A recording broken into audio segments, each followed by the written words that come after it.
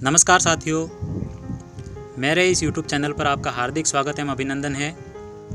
आज एक नए टॉपिक के साथ मैं आपके समक्ष उपस्थित हुआ हूँ कि आपने लोगों के मुंह से कई बार सुना होगा कि हमेशा लोग अपनी व्यस्तता दर्शित करते हैं, जैसे कि मुझे ये काम है, यहाँ जाना है, आज ये काम है, वो है ना। तो कई काम के प्रति व्यक्ति हमेशा व्यस्त साबित करता है, लेकिन वो उस काम के चक्कर में अपने स्वयं का अस्तित्व खो बैठा है। अपने लक्ष्य की पहचान नहीं कर पा रहा है। वो बिना लक्ष्य की पहचान किए अगर व्यक्ति राह पर निकल पड़ता है तो वो न तो वो लक्ष्य प्राप्त कर पाता है, न ही अपनी मंजिल से कोई सबक सीख पाता है, न ही उसका कुछ आनंद प्राप्त कर पाता है।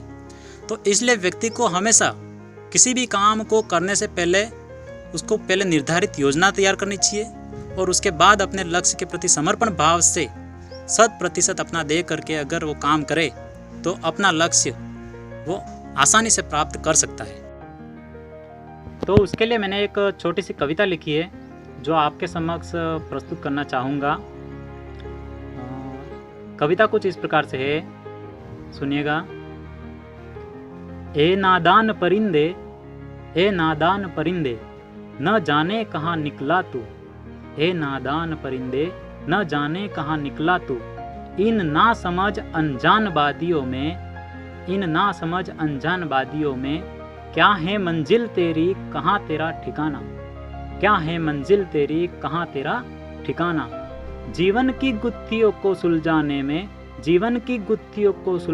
में न जाने और कितना उलझेगा, अब तो तू बस भी कर, बहुत हो गया सैर सपाटा, अब तो तू बस भी कर, बहुत हो गया सैर सपाटा, अब तो तू बस भी कर, बहुत हो गया सैर सपाटा। पहचान कर अपने अस्तित्व की, और तू कब समझेगा कि क्या था तू क्या है और क्या होगा कभी, क्या था तू क्या है और क्या होगा कभी। जो तूने न खोया कभी कैसे उसे तू पाएगा, जो तूने न खोया कभी कैसे उसे तू पाएगा। इस पर जरा विचार कर ले, पाएगा वही जो तू साधेगा। बिना राह के उड़ते पंछी अपने लक्ष्य की पहचान कर ले। तो दोस्तों, मेरी ये कविता कहना चाहती है कि व्यक्ति जब अपने जीवन में किसी लक्ष्य को निर्धारित किए बिना अगर आगे बढ़ता है तो वो उस लक्ष्य को इतना जल्दी प्राप्त नहीं कर पाएगा, क्योंकि उसको उसकी मंजिल पता ही नहीं है, कहाँ से वो निकलेगा, उसका रास्ता कहाँ है, कैसे उसको प्राप्त कर पाएगा, इसकी उसे कोई फर्क है ही नहीं, उसको कुछ पता ही नहीं है। तो फिर वो अपनी मंजिल को प्राप्त करने में असमर्थ रह सकता है। इसलिए कभी भी अपना लक्ष्य निर्धारित करने से पहले उसे कैसे प्राप्त कर सकते हैं, कौन सी राह पर चल करके हमें वो प्राप्त होगा, किस किस का सहयोग आवश्यक है, इस प्रकार से उसके लिए हमें पूर्व निर्धारित योजना तैयार करनी होगी। तब जा करके हमें अपने लक्ष्य को प्राप्त करने में आसानी रह सकती है। तो मैं आपसे यही विनती करता हूँ कि जो भी व्यक्ति कंपटीशन एग्ज़ाम में या फिर किसी भी प्रकार की कोई तैयारी कर रहे हैं तो वो अपने लक्ष्य को निर्धारित कर लें और उसके प्रति अपना 100% देने की कोशिश करें। यही आपसे आशा करता हूँ कि ये वीडियो आपके लिए बहुत ही फायदेकारी होगा, आपके लिए एक नई ऊर्जा लेकर आएगा और आपको अपने निर्धारित लक्ष्य को प्राप्त करने में सहयोगी साबित होगा।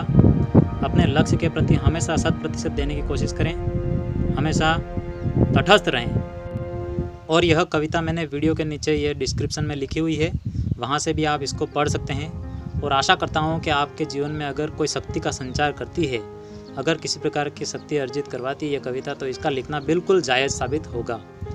और इसी प्रकार आगे नई नई कविताएं पढ़ने के लिए मेरे इस चैनल को लाइक करें, सब्सक्राइब करें और बिल्कुल अपने दोस्तों में शेयर कीजिएगा।